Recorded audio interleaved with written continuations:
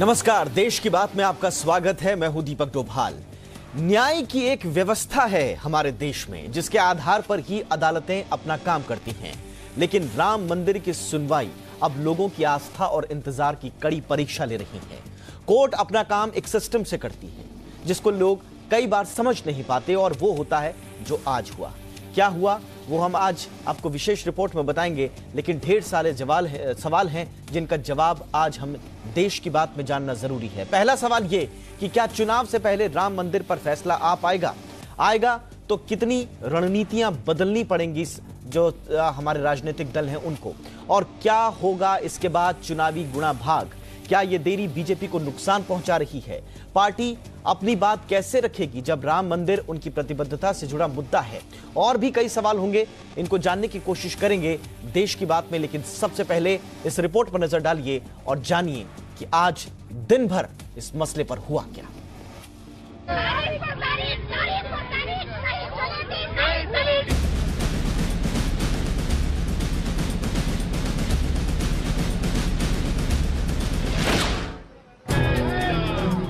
राम भक्तों के इस प्रदर्शन से कुछ देर पहले तक सुप्रीम कोर्ट के भीतर सब कुछ शांत था। कोर्ट की कार्रवाई शुरू हुई। मंदिर समर्थकों को उम्मीद थी कि राम मंदिर पर रोज सुनवाई होगी और जल्दी ही अयोध्या में भव्य राम मंदिर बनने का उनका सपना साकार होगा। लेकिन सुनवाई टल गई और मिल गई एक और तारीख। नतीजा, भक्त गुस्से में हैं तो संतों का धैर्य जवाब दे रहा है। ये भी जान लें कि संतों को ये गुस्सा क्यों आ रहा है। दरअसल राम मंदिर विवाद को सुनने के लिए 8 जनवरी को चीफ जस्टिस रंजन गोगोई ने 5 सदस्यीय संवैधानिक पीठ का गठन किया था। 10 जनवरी को रोजाना सुनवाई की तारीख तय होनी थी, लेकिन सुनवाई शुरू होते ही मुस्लिम पक्ष के वकील राजीव धवन ने जस्टिस यूयू ललित के बेंच में होने पर ऐतराज जता दिया। धवन ने सवाल उठाया कि 1994 में कल्याण सिंह के मामले में जस्टिस ललित वकील थे। सीजेआई जस्टिस रंजन गोगोई ने कहा कि हम आपस में सलाह मशविरा कर लेते हैं। बातचीत के बाद जस्टिस यूयू ललित ने खुद को बेंच से अलग करने की पेशकश की और आखिरकार चीफ जस्टिस रंजन गोगोई ने मामले में नई बेंच बनाने और 29 जनवरी को सुनवाई करने का ऐलान कर दिया। इसी बीच हिंदू महासभा के वकीलों ने भी इस मसले से जुड़े अनुवाद पर सवाल उठाते हुए उसकी जांच की बात कही। इस तरह अयोध्या मामला 29 जनवरी तक टल गया। सुनवाई टलने से राम भक्त इतने नाराज हैं कि सीजेआई की मंशा पर ही सवाल उठा रहे हैं। गोगोई के रहते हुए निर्णय नहीं हो सकता है, इसलिए गोगोई कांग्रेस के मुख्यमंत्री केशव चंद्र गोगोई के बेटे हैं। उनको भी अपना नाम वापस ले लेना चाहिए, क्योंकि देश की जनता को विश्वास नहीं है कि कांग्रेस का बेटा हमारे पक्ष में या रामलला के पक्ष में या हिंदुत्व के पक्ष में कोई निर्णय ले सकता है। हालांकि इससे पहले कुछ मुस्लिम पक्षकारों ने पीठ में मुस्लिम जज के नहीं होने पर भी विरोधी बयान दिया था। वहीं कुछ मुस्लिम पक्षकारों ने कोर्ट पर भरोसा भी जताया है। हम लोग उम्मीद करते हैं कि 29 जनवरी से अब इस पे बाकायदा इंशाअल्लाह हियरिंग शुरू हो जाएगी, जिससे कि अयोध्या जैसे सेंसिटिव मामले पर फैसला हो सके। सवाल यह है कि क्या चुनाव के ऐलान से पहले राम मंदिर बन पाएगा? क्या राम मंदिर में देरी से बीजेपी को नुकसान हो रहा है? और सबसे बड़ा सवाल ये कि राम भक्तों का कोर्ट के प्रति गुस्सा कितना जायज है? इन्हीं सब मुद्दों पर होगी आज देश की बात।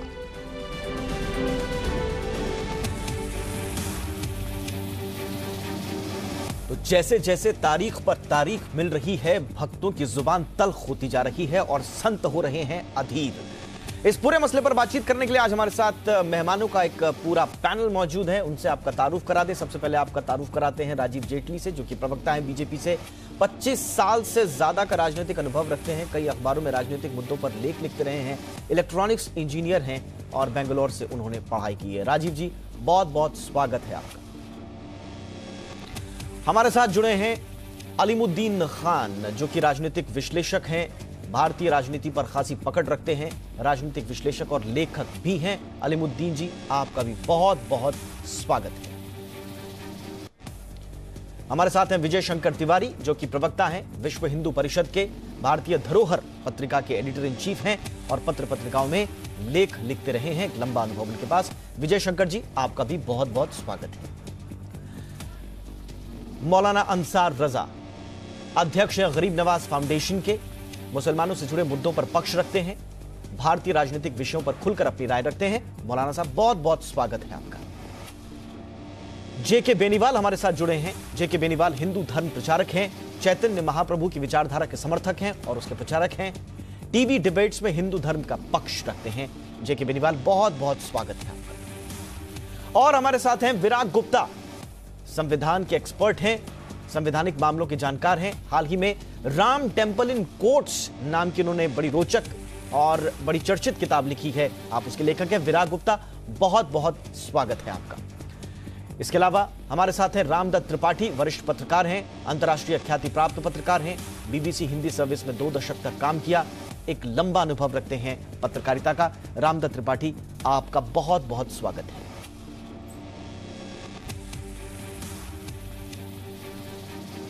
चलिए, तो ये है हमारा मेहमानों का पैनल और अब जो है बात रैपिड फायर राउंड की। जैसा हमारा शो का फॉर्मेट रहा है, हम आपसे रैपिड फायर राउंड में 3 सवाल पूछेंगे। अपने मेहमानों से गुजारिश है कि अपने सवालों का जवाब हां या ना में दें।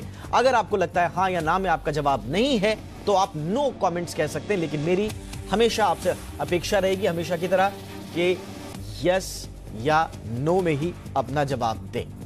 तो चलिए शुरुआत करते हैं रैपिड फायर राउंड की। और सबसे पहला सवाल, मंदिर निर्माण में देरी से क्या बीजेपी को नुकसान हो रहा है? राजीव जेटली, यस या नो कमेंट्स, कोई कमेंट नहीं करना। No comments. अलीमुद्दीन खान,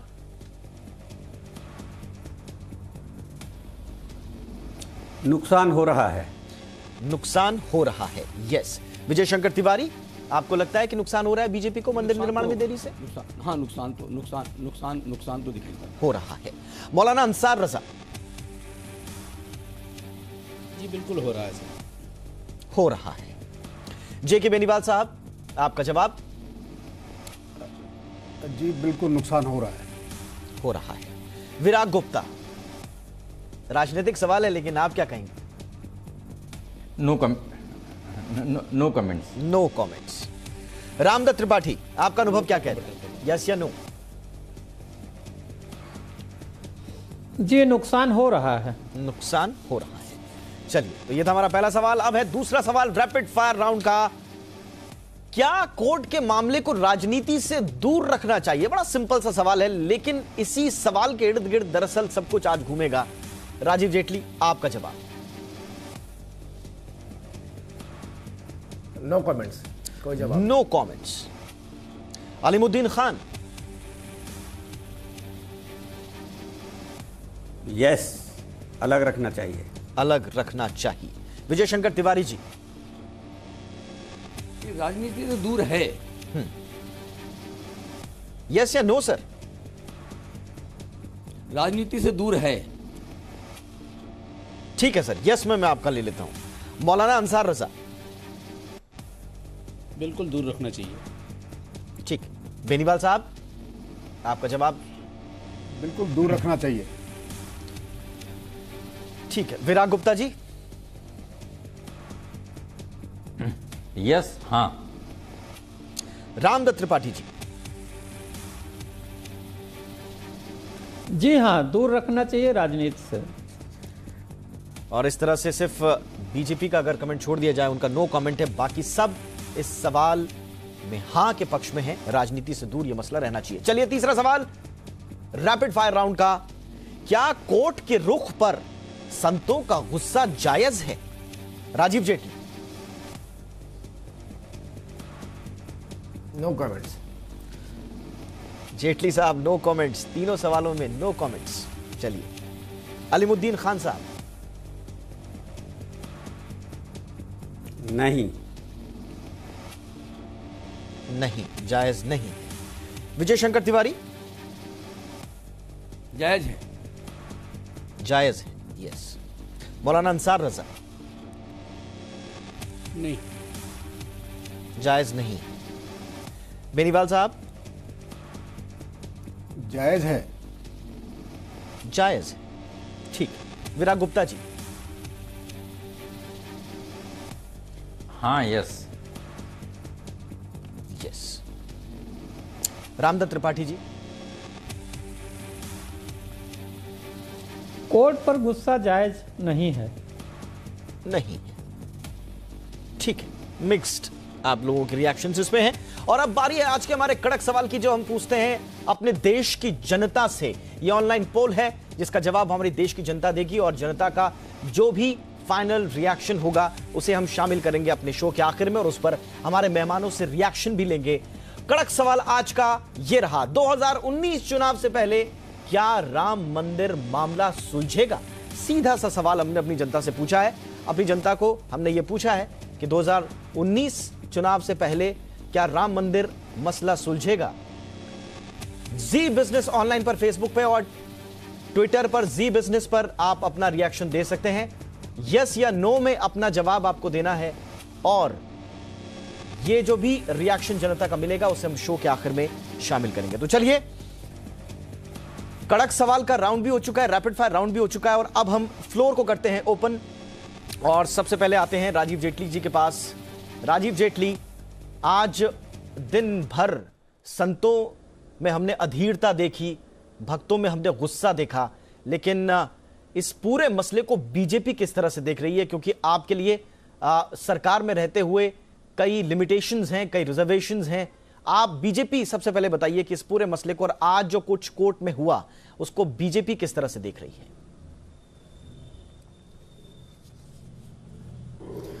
डोभाल जी, आज ये बहुत ही पीड़ादायक दिन था।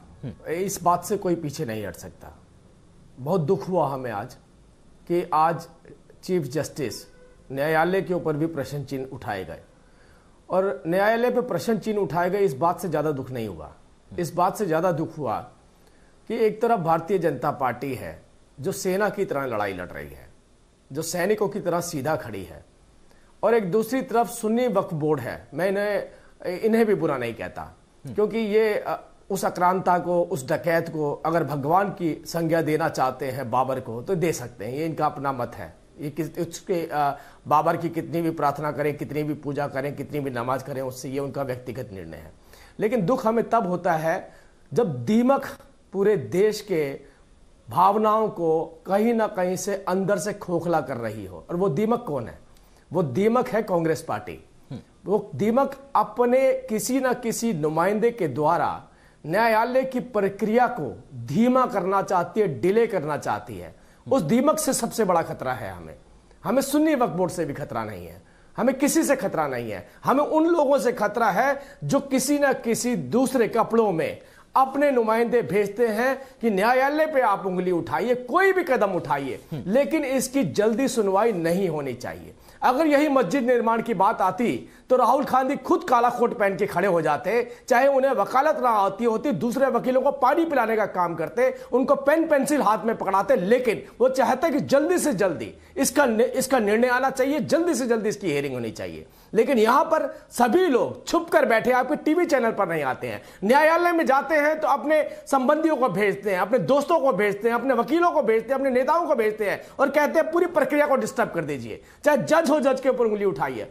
आज हमारे देश को, इस पूरे समाज को अगर किसी से खतरा है तो उस दीमक से जिसका नाम कांग्रेस है। उस दीमक से हमें छुटकारा पाना है। हम तभी कहते हैं, जब आपने मेरे से पूछा मैंने नो कमेंट किस लिए कहा था, मैंने इसलिए कहा कि एक राजनीतिक पार्टी जो सीधा सीधा खड़ी है अपनी लड़ाई लड़ने के लिए, कहती है जल्द से जल्द मंदिर का निर्माण हो, और दूसरा दीमक जिसे कांग्रेस पार्टी कहते हैं, ना आपकी डिबेट पे आते हैं, ना न्यायालय में सीधे रूप से आते हैं बोलने के लिए, वो आज भी किसी न किसी रूप में अगर बाधा बने हैं तो मैं कहता हूं केवल कांग्रेस पार्टी बनी है। अलीमुद्दीन खान, वक्फ बोर्ड के पास अधिकार है, वो किसी की भी प्रार्थना करे, किसी भी अपना भगवान माने। अलीमुद्दीन खान, मैं आपके पास आना चाहूंगा। आपने रैपिड फायर में बोला कि मंदिर निर्माण में देरी से बीजेपी को नुकसान हो रहा है, तो क्या इसीलिए सुनवाई टालने की कोशिश हो रही कि बीजेपी को नुकसान हो?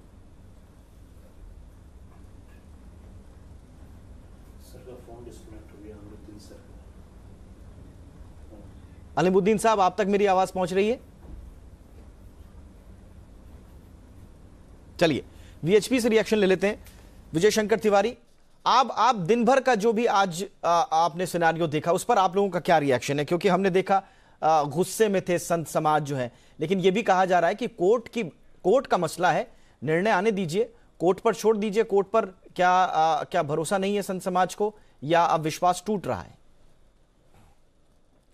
दीपक जी, विश्व हिंदू परिषद की जो आशंका थी और जिस आशंका को लेकर के वर्षों से चल रही है, वो आज आशंका फिर सत्य हुई, एक बार फिर सही साबित हो गई कि विश्व हिंदू परिषद जो आशंका कर रहा है वो सही है। हम ये कहते हैं कि एक बड़ा वर्ग है जो बार बार कहता है कि मैं सुप्रीम कोर्ट की बात मानूंगा, हम सुप्रीम कोर्ट की बात मानेंगे, हम सुप्रीम कोर्ट के निर्णय का स्वागत करेंगे, लेकिन सुप्रीम कोर्ट का निर्णय नहीं होने देंगे। आप एक पूरी प्रक्रिया में देख लीजिए, चाहे दीपक मिश्रा जी जब सीजीआई हों, चाहे आज गोगोई जी हों, आप एक पूरी प्रक्रिया में देखेंगे कि बार बार सुप्रीम कोर्ट की प्रक्रिया में बाधा डाली जाती है। मैं चाहे कपिल सिब्बल जी की बात देख लीजिए और राजीव धवन की पहले वाली जब सीजीआई दीपक मिश्रा थे तब की भी इनकी देख लीजिए, पूरा दिन खराब करते थे। और सुप्रीम कोर्ट का इतना कीमती समय वो राजीव धवन पहले भी खराब करते थे। आज लग रहा था कि ये 5 लोगों की जो पीठ है ये आगे बढ़ेगी, लेकिन राजीव धवन ने वही किया।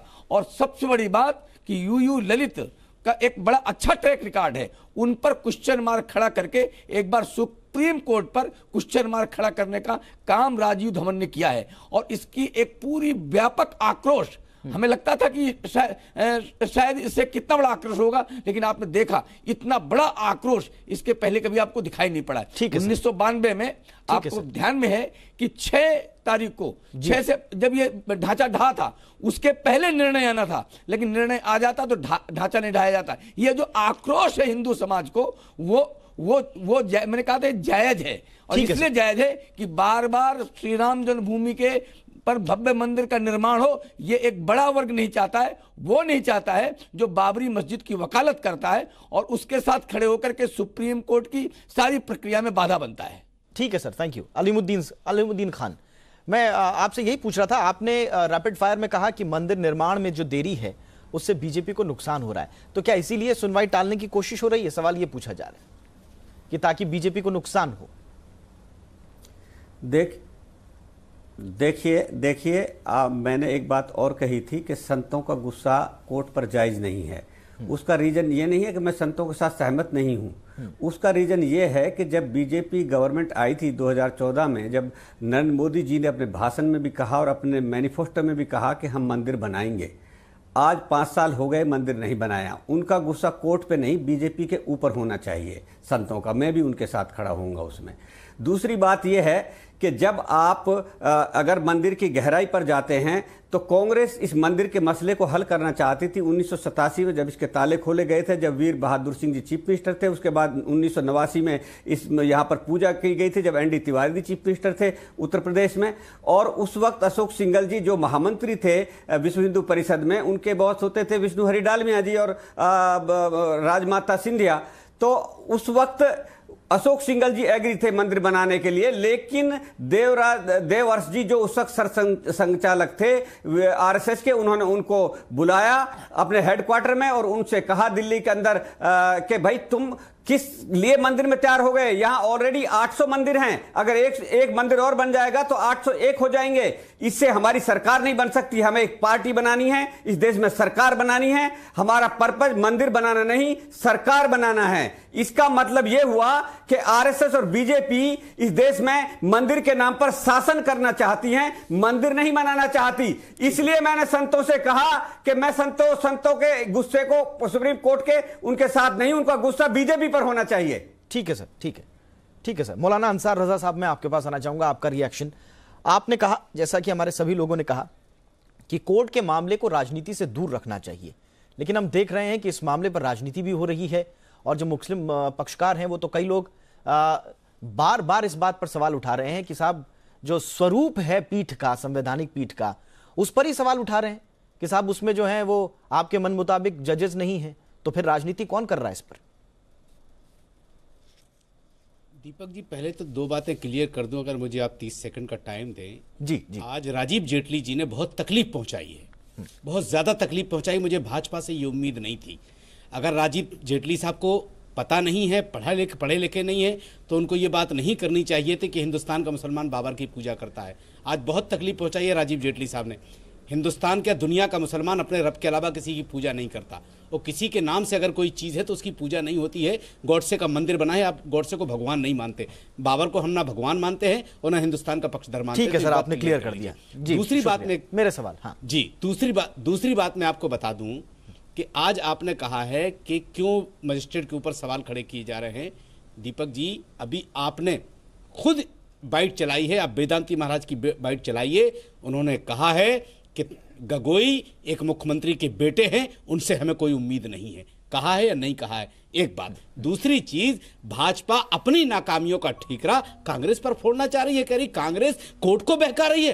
अरे कांग्रेस के वकील अगर कोर्ट को बहका रहे हैं तो आपके जो वकील खड़े होते हैं वो क्या पकौड़े तलते हैं वहां? वो क्या करते हैं? आप मुंह तोड़ जवाब दीजिए ना। आपके पास तो इतना टॉप का वकील है जिसने पूरी दुनिया में नाम कमाया है, पूरी दुनिया में। जब हैग में कोर्ट लगा हुआ था, दुनिया भी सबसे बड़ा कोर्ट लगा हुआ था, वहां हिंदुस्तान का नाम रोशन करके जो आदमी आया है, वो यहां आकर के एक वकील से आर्ग्यू नहीं कर सकता कि तुम्हारी हिम्मत कैसे हुई ये बात कहने की कि वो जज नहीं रह सकते। किस बिना पर तुमने कहा? खाली एक केस की बुनियाद पर। अगर एक केस में जस्टिस ललित खड़े हुए थे, एक मिनट, जब ललित खड़े हुए थे तो वो संवैधानिक पद पर हैं। कोई ये भी तो वकील है, कल ये भी जज होंगे, तो कल लोग कह देंगे आप तो बाबरी मस्जिद की तरफ से खड़े थे, हम आपको फैसला नहीं सुनते। ठीक है मौलाना साहब, ठीक है, बात होनी चाहिए ईमानदारी की। सेकंड राउंड में आपका भी रिएक्शन है। बात कायदे की होनी चाहिए, ईमानदारी की होनी चाहिए। ठीक है, और जहां तक मुसलमान जज का सवाल है, मुझे कोई इतराज नहीं कि मुसलमान वकील हो, जज हो या कौन हो, हिंदुस्तान के संविधान पर हमको भरोसा है। जो जज होगा, जो कानून कहेगा, फैसला वही आएगा। ठीक है, जेके बेनीवाल साहब। दीपक जी, जेके बेनीवाल साहब। दीपक जी देखिए, मैं राम भक्त हूँ और आज राम के मंदिर की ही चर्चा हो रही है, तो शायद उनके जो आराध्य जो सबसे बड़े भक्त थे तुलसीदास जी का मैं एक छोटे से जो दोहा में डाल देता हूं कि तुलसी तेरे राज में राम कचहरी जाए, सरकारों के बीच में मंदिर झोला खाए। अरे साहब, ये एक मंदिर का देखिए, यहां पर हम मंदिर और मस्जिद की जब बात करते हैं तो दोनों इबादत की जगह हैं। यहां हम पूजा करते हैं, वहां नमाज करते हैं। नमाज का मतलब क्या? वंदना का मतलब क्या? पूजा। दोनों जगह पूजा, हम दोनों की हम इज्जत करते हैं, बहुत आदर सम्मान करते हैं। ये देश तो सबसे बड़ा है, 11 धर्म पूरे देश में चल रहे हैं, 8 हमारे देश में हैं। बहुत अच्छे। तो इसलिए इस देश को इसीलिए सेकुलर कहा गया है। सेकुलर क्यों कहा गया है? अरे मैं जिस चैतन्य महाप्रभु का फॉलोअर हूं, आप जाके नादिया में देखिए, हमारे देश के राष्ट्रपति प्रणब मुखर्जी भी वहीं से आते हैं। आप जाके देखिए, चांद मोहम्मद खान की मजार है, वहां पर गीता का और हमारे चैतन्य महाप्रभु का हरि बोल का संकीर्तन उनकी मजार पर 24 घंटे अखंड पाठ चलता है। इसका मतलब क्या? इसका मतलब हम हिंदू मुस्लिम अलग नहीं है। लेकिन आज सवाल क्या है, देखिए, कोर्ट में कचहरी में गए, बार बार आज पूरा दिन भर इस डिबेट का देखिए, हर एक का रिएक्शन क्या है। लेकिन मेरा रिएक्शन एक अलग से है। मेरा रिएक्शन ये है कि आपने जजों की पृष्ठभूमि के ऊपर चले गए साहब। अरे एक तो जज आपने पृष्ठभूमि पे आपने कोर्ट की डेट खारिज कर दी, दूसरा आपने क्या किया? आपकी बाइट चल रही है, जो हमारे अंसार साहब ने भी उसका कोट किया है। हमारे अखाड़ा परिषद के अध्यक्ष क्या कह रहे हैं? वो भी जज के ऊपर एक उंगली उठा रहे हैं। तो इसका मतलब क्या? इसका मतलब तो यह है, तो ये तो एक नया अध्याय शुरू हो जाएगा। ये तो अनएंडिंग अध्याय होगा। कोई ना कोई वकील, कोई ना कोई कानूनविद किसी न किसी के साथ तो जुड़ा है। तो इसका मतलब तो यह है कि हमारे राम मंदिर की प्रक्रिया आप उसको अनादिकाल के लिए ले जाना चाहते हैं। नहीं, ऐसा नहीं है। हम संविधान पीठ की गठन करने के लिए हम धन्यवाद करते हैं और सुप्रीम कोर्ट से आशा करते हैं कि एक टाइम लिमिट में इसका संविधान में का इसका विराग गुप्ता के पास आते हैं। विराग गुप्ता बड़े महत्वपूर्ण शख्सियत हैं, क्योंकि विराग गुप्ता ने एक किताब इस पर लिखी है जिसका मैंने जिक्र किया, बड़ी महत्वपूर्ण किताब है। और उससे पहले भी वो 5 जजों की बेंच की बात कह चुके हैं, जिसको अंततोगत्ता कोर्ट ने उस बात को स्वीकार भी किया। विराग गुप्ता, आपसे ये कमेंट जानना होगा, आज जो पूरा घटनाक्रम हुआ उस पर लग रहा है कि ये अब कोर्ट वर्सेस संत समाज हो गया है, यानी कि कोर्ट वर्सेस जनता एक तरह से हमें दिखाई दे रहा है, कम से कम जो हम परिदृश्य मीडिया के माध्यम से देख पा रहे हैं। आप कैसे एनालाइज करते हैं बतौर एक कानूनविद, संविधान विशेषज्ञ से? देखिए, मैं तुलसी और वाल्मीकि के स्थान से हूं और तुलसीदास ने लिखा है कर्म प्रधान विश्व करी राखा, जो जैसे करहि सो तस फल चाखा। तो कर्म प्रधान है। अभी जेटली साहब बोल रहे थे कि दीमक है, दीमक के इलाज के लिए एक टर्माइट का ट्रीटमेंट होता है, क्या वो ट्रीटमेंट कर रहे हैं? मैंने एक सवाल अपनी किताब में उठाया है कि राम मंदिर की तरफ से केंद्र सरकार पार्टी नहीं है, विश्व हिंदू परिषद पार्टी नहीं है, राष्ट्रीय स्वयंसेवक संघ पार्टी नहीं है, तो वहां पर तो जो भी जिस तरीके से होगा वो करेगा। क्योंकि अगर ये राम मंदिर पर जल्दी फैसला आ भी जाएगा तो भी मंदिर निर्माण नहीं हो पाएगा। इस बात को जेटली जी भली भांति समझ लें। तो पहला संदेश, पहली बात उनको कहनी है, करनी है कि उन्हें, उनके पास बहुत अच्छे अच्छे वकील हैं, पराक्रमी वकील हैं। केंद्र सरकार इस जमीन की मालिक है। सन 93 के कानून के अनुसार सिविल प्रोसीजर कोड में जो जमीन का मालिक होता है और उसकी जमीन पर अगर विवाद होता है तो उसमें नेसेसरी पार्टी होने के नाते उनको पक्षकार बनना पड़ता है। राज्य सरकार पार्टी है पर केंद्र सरकार पार्टी क्यों नहीं है? मैं उम्मीद करता हूं कि 29 जनवरी के पहले केंद्र सरकार पार्टी बनेगी। अब हम आते दूसरे पहलू पर आते हैं कि जो आज जो पूरा प्रकरण हुआ, तो आप इस बात को समझें कि आने वाले समय में भी स्थितियां आसान नहीं रहेंगी। इस पूरे मामले में जो रजिस्ट्री ने रिपोर्ट दिया है, 120 इश्यूज हैं, 88 से ज्यादा विटनेस हैं, हाई कोर्ट का 8500 पेज से बड़ा आदेश है। अगर हम ये समझेंगे कि इसका फैसला तुरंत आ जाएगा संविधान पीठ द्वारा, तो भी ये मुश्किल है।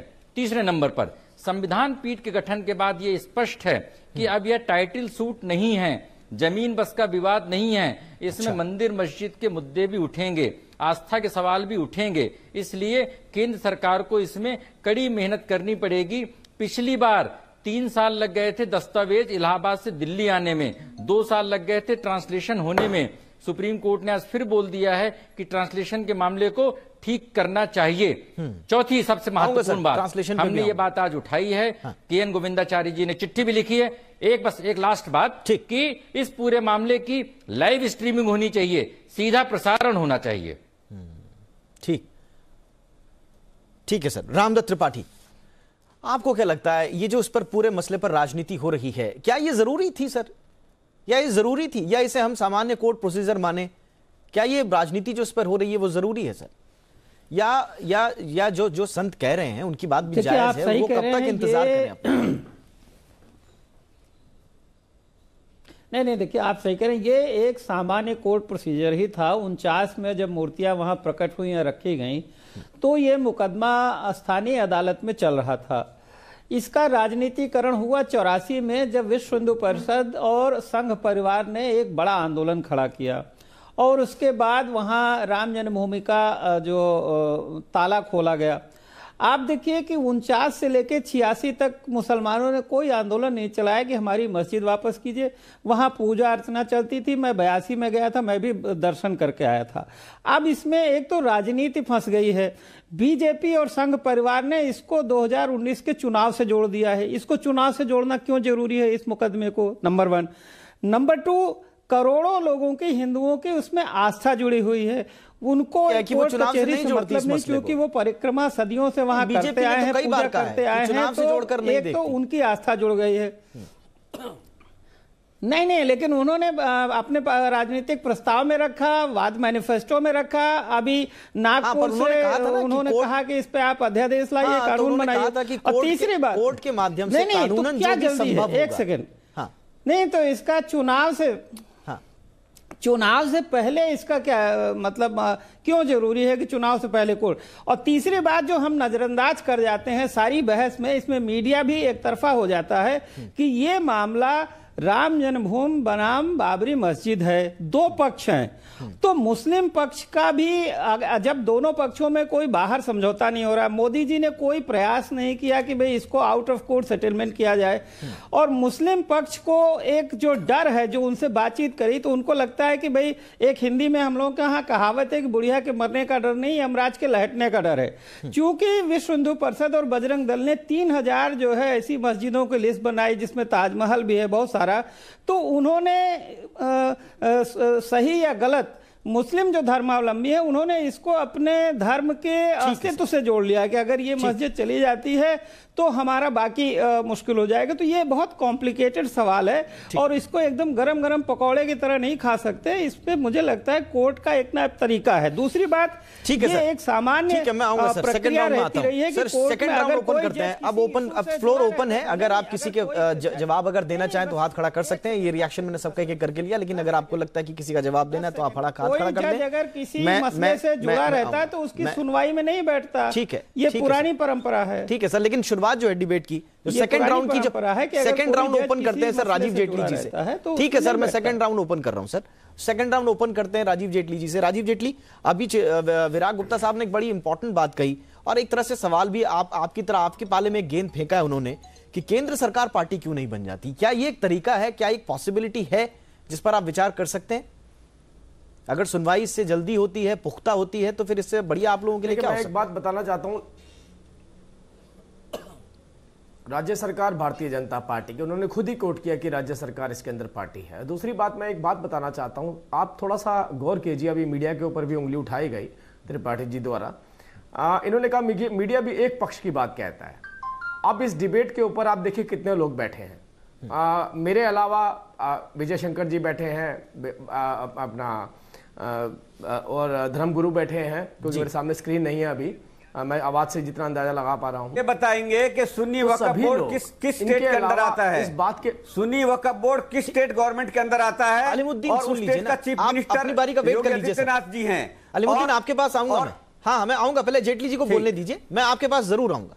आप अपनी बात तैयार रखिए, बस आप अपनी बारी का इंतजार कर लीजिए। जेटली जी, मैं केवल चलो अच्छी बात है कि अलीमुद्दीन साहब बाहर निकले। पहली बार मैं किसी कांग्रेस के प्रवक्ता को चैनल पर देख रहा हूं जो राम मंदिर की डिबेट कर रहे हैं, पहली बार।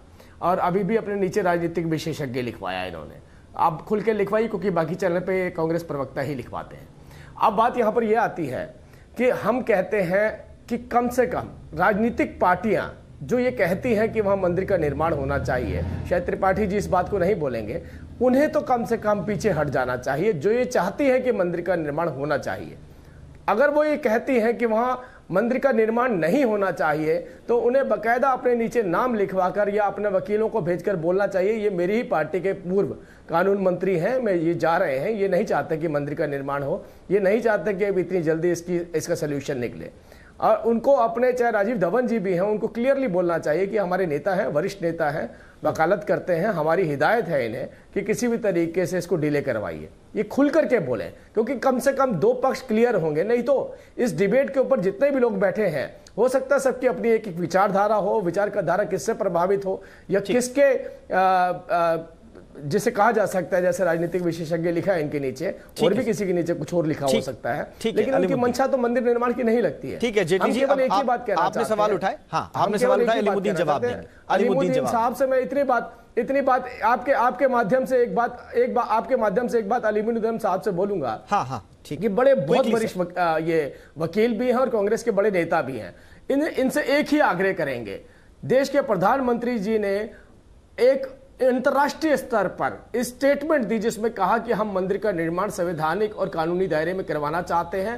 एक बार निर्णय आने दीजिए, उसके बाद सभी विकल्प है, लेकिन वो प्रतिबद्ध है इस बात को लेकर के कि हम भव्य मंदिर का निर्माण करवाएंगे। अलीमुद्दीन साहब से एक ही आग्रह करूंगा कि राहुल गांधी भी कभी बैठकर ये बात बोले कि मंदिर का निर्माण होना चाहिए या नहीं होना चाहिए। एक बात तो रखे। ठीक है, अलीमुद्दीन से अपने प्रवक्ताओं को भी बदल कर। ठीक है जेटली जी, अब सुन लेते हैं, जेटली जी अब उनका पक्ष सुन लेते हैं। चलिए अलीमुद्दीन साहब। देखिए, राहुल गांधी जी के पिताजी थे राजीव गांधी जी, जिन्होंने वहां पर वीर बहादुर सिंह जी को कह के ताले खुलवाए 1987 मौजूदा परिस्थितियों की बात कर। राहुल गांधी जी के पिताजी थे राजीव गांधी जी, वो इसको सुलझाना चाहते थे। आपने इसको मैं आज की बात कर रहा हूं भाई साहब, आज की बात का जवाब नहीं बनने दिया। आज की बात का जवाब दीजिए। राजीव जी सुन लीजिए, कोर्ट में है, आप आज की बात का जवाब दीजिए। राजीव जेटली गुजारिश है आपसे, कांग्रेस कोर्ट के अलीमुद्दीन को अपनी बात कंप्लीट करने दीजिए। संवैधानिक इंस्टीट्यूशन जितनी भी हैं उनका सम्मान करती है और उन्हीं के हिसाब से चलती है। अलीमुद्दीन अपनी बात कंप्लीट कीजिए। हाँ देखिए, मैं आपको देखिए मुझे बात मेरी कंप्लीट करने दीजिए प्लीज, थोड़ा सा टाइम दे दीजिएगा। मैं आपको एक चीज थोड़ी सी बता देना चाहता हूं कि पहले इन्होंने कहा कि भाई हम मंदिर बनाएंगे, अपने मैनिफेस्टो में लाए। 5 साल हो गए, कुछ नहीं किया, लास्ट मोमेंट का वेट करते रहे। उसके बाद कहा कि जी भाई राकेश सिन्हा जी जो है प्राइवेट बिल लेके आएंगे, वो भी नहीं आया। फिर कहने लगे जी हम तो इस पर ऑर्डिनेंस लेके आएंगे, वो भी नहीं आया। अब जो है जब इनको लगा कि भाई ये तो राम टेम्पल का इशू है जो ये पूरा नहीं हो पा रहा है, क्योंकि जो ये कांग्रेस पर इल्जाम लगाते हैं कि भाई कपिल सिब्बल जी जो है कांग्रेस के लॉयर हैं, मैं इनसे पूछना चाहता हूं, वो कांग्रेस के लॉयर, कांग्रेस के लीडर हैं, मगर लॉयर वो जो है सुन्नी वक्फ बोर्ड के हैं, और सुन्नी वक्फ बोर्ड उत्तर प्रदेश गवर्नमेंट के अंडर में आता है, और उत्तर प्रदेश गवर्नमेंट जो है योगी आदित्यनाथ जी के अंडर में आती है। वो क्यों नहीं हटाते कपिल सिब्बल जी को वहां से? अगर वो पार्टी बनना चाहते हैं और वाकई में इस मंदिर के मसले को, और उनको अगर कपिल सिब्बल जी पर ऐतराज है, ठीक है, कपिल सिब्बल जी पर आपको कोई ऐतराज ही नहीं है, सिर्फ आप पॉलिटिक्स करना चाहते हैं। आप देखिए, ठीक है सर, अब कोर्ट में जब मैटर चला गया है तो अब आप 10% सवर्णों के लिए आरक्षण ले आए, क्योंकि वो भी फिजिबल नहीं है, वो भी अलीमुद्दीन साहब कम से मित्रा तो बता दीजिए कांग्रेस पार्टी क्या कहती है? ये मंदिर कांग्रेस पार्टी क्या कहती है? मंदिर निर्माण होना चाहिए या नहीं होना चाहिए? कांग्रेस पार्टी क्या कहती है? राजीव धवन जी ने जो आज काम किया वो ठीक किया या गलत किया, इसका तो जवाब दे दीजिए। चलिए ये तो बता दीजिए, राजीव धवन जी ने जो आज न्यायालय पे उंगली उठाई वो ठीक उठाई या गलत उठाई? कांग्रेस का क्या वर्जन है इस पे? ठीक है अलीमुद्दीन, इस जवाब के साथ तैयार रहिएगा क्योंकि मैं क्विकली आपके पास आऊंगा। सर अभी विराग को सुन लेते हैं। सुप्रीम कोर्ट के साथ है, सुप्रीम कोर्ट का जो आदेश होगा उसका पालन किया जाएगा। ठीक है विराग, देश के मुसलमान चाहते हैं मंदिर बने। विराग मैं आपसे केवल प्रोसेस के ऊपर पूछ रहा हूं, जो ऑनगोइंग प्रोसेस है, प्रक्रिया है, उसमें विराग जी आप ठीक था या गलत था? ठीक है सर हमने सुन लिया, दोनों पक्षों को सुन लिया। विराग जी को सुन लेते हैं। विराग। दीपक जी, कोर्ट पे कोई नहीं कर सकता। दीपक जी दीपक जी जो राम हैं, श्री राम हैं, वो राजनीति से परे हैं और संविधान में भी उनका जिक्र है, जैसा कि केंद्रीय मंत्री रविशंकर प्रसाद ने बोला है।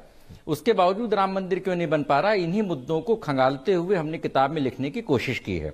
इसकी मैं थोड़ी सी बैकग्राउंड बताऊं, क्योंकि जेटली जी मेरी बात का जवाब नहीं दे रहे हैं।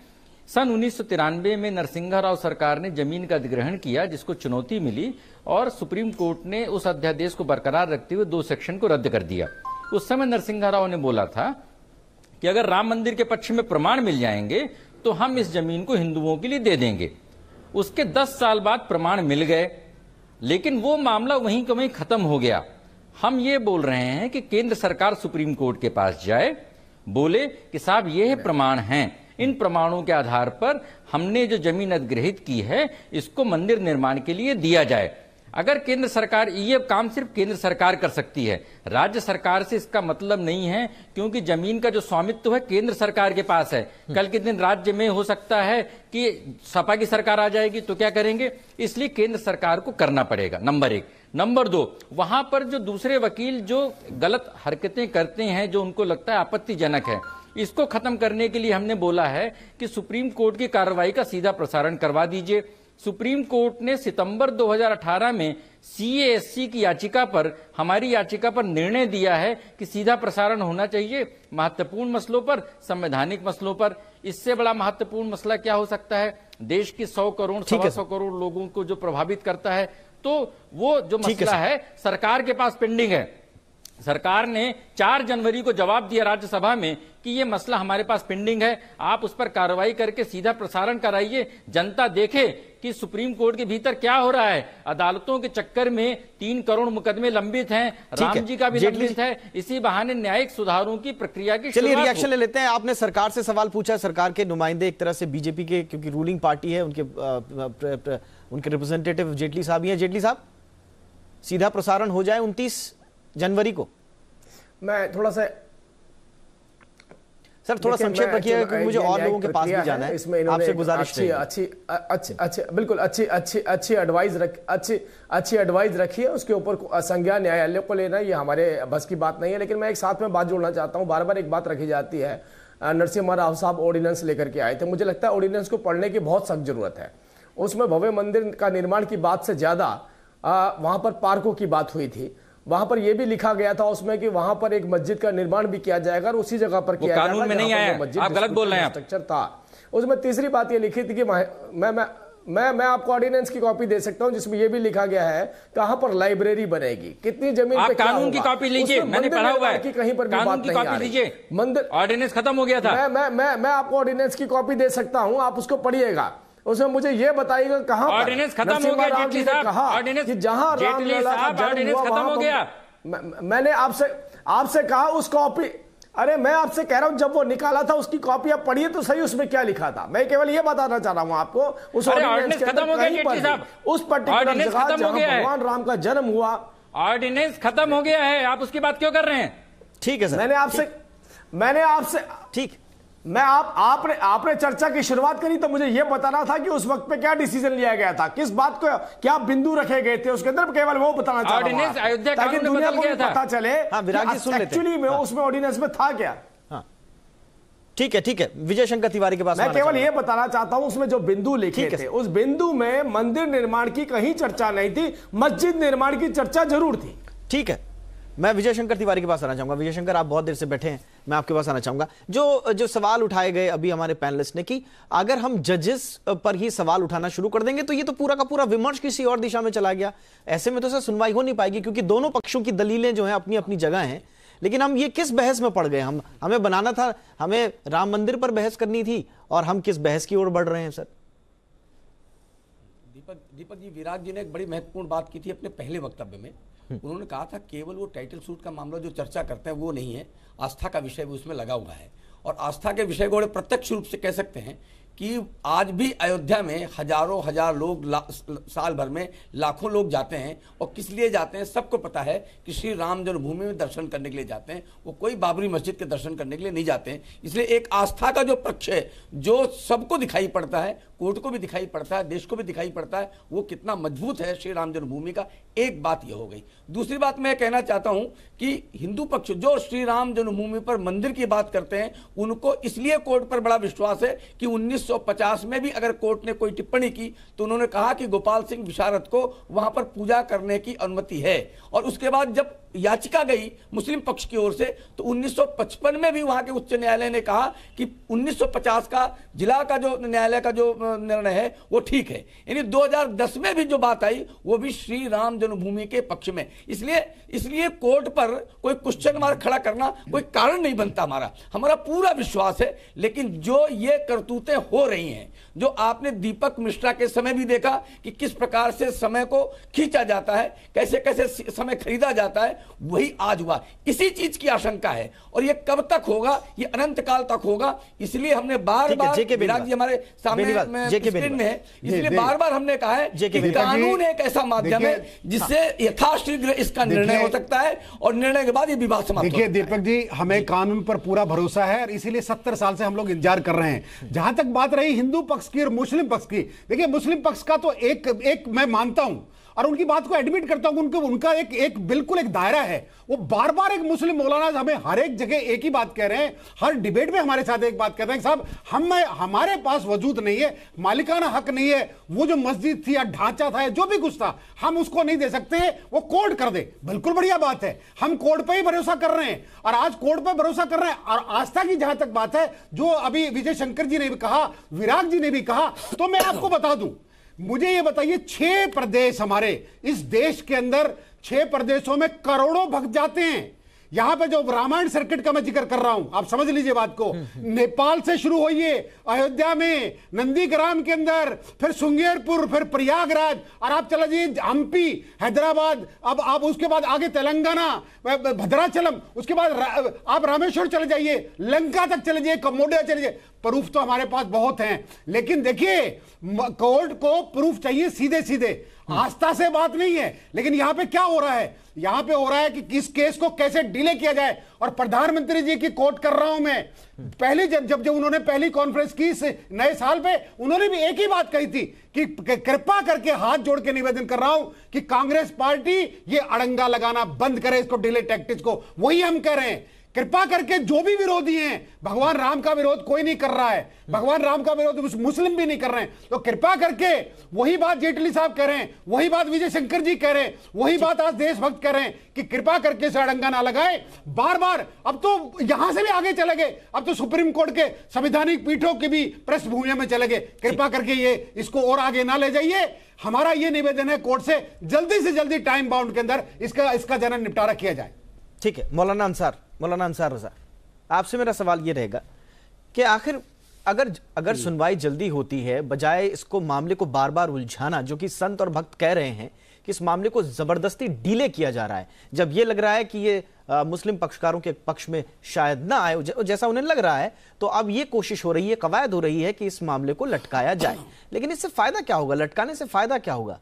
आप लोग तो कह चुके हैं कि आपको सुप्रीम कोर्ट पर, कोर्ट की प्रोसीजर पर पूरा यकीन है, तो फिर इसको लटकाने का क्या फायदा है सर? ये तो आप क्या समझ रहे हैं, इसको अंसार रजा ने लटका रखा है या देश के मुसलमानों ने लटका रखा है?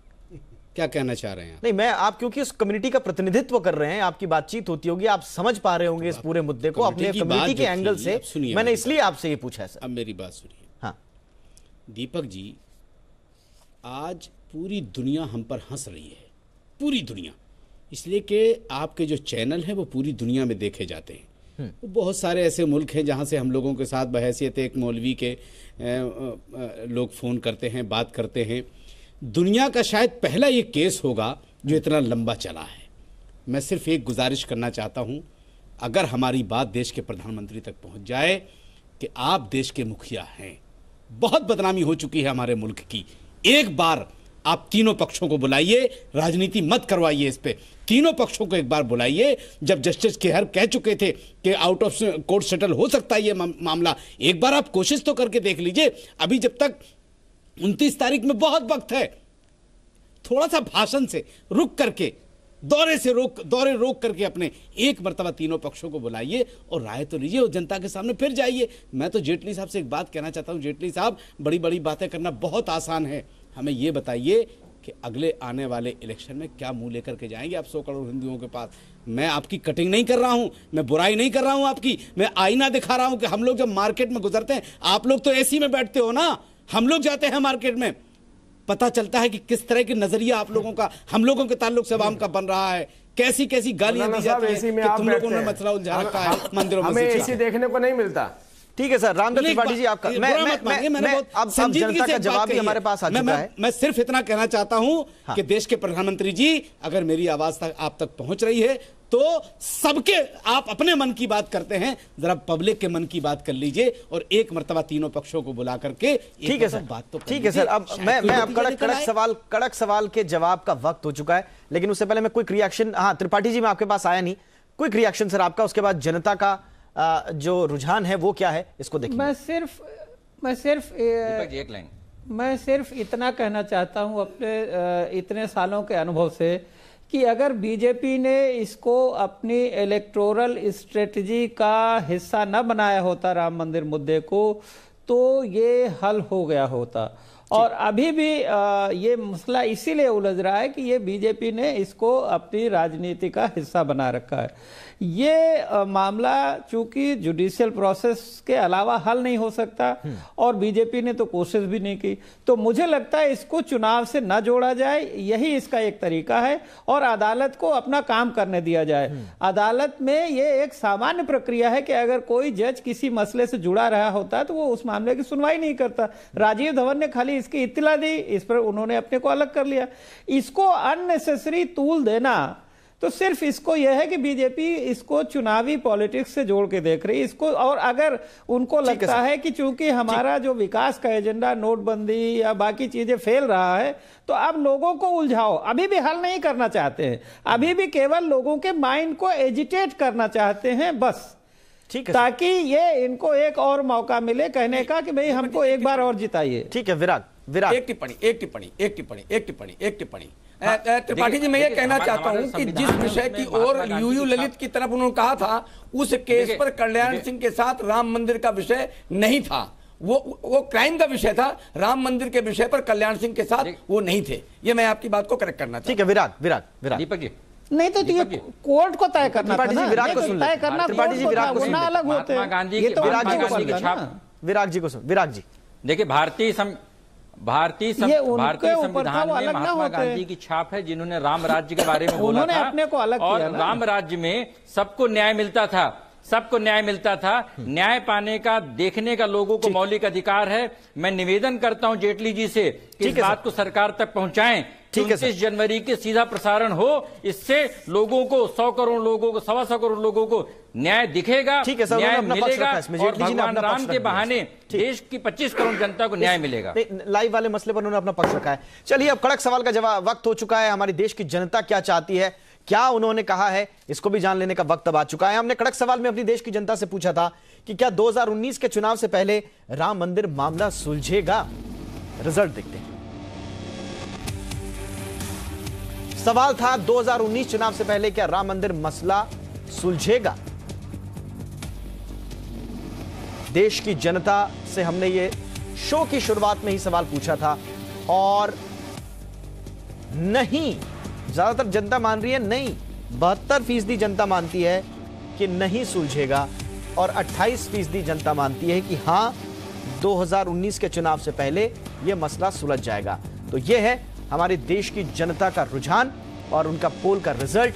और इस रिजल्ट के साथ मैं चलूंगा अब बीजेपी के पास। लेकिन जेटली साहब, लेकिन जो तमाम पैनलिस्ट हैं, जो तमाम लोग कह रहे हैं कि अगर मामला नहीं सुलझा तो बीजेपी को नुकसान होगा और देश की जनता यह कह रही है कि सुलझने वाला नहीं है। कानूनविद भी यही कह रहे हैं कि लंबा खींचेगा मामला। क्या करेंगे आप? पार्टी क्या करेगी? आप नुकसान भुगतने को तैयार हैं?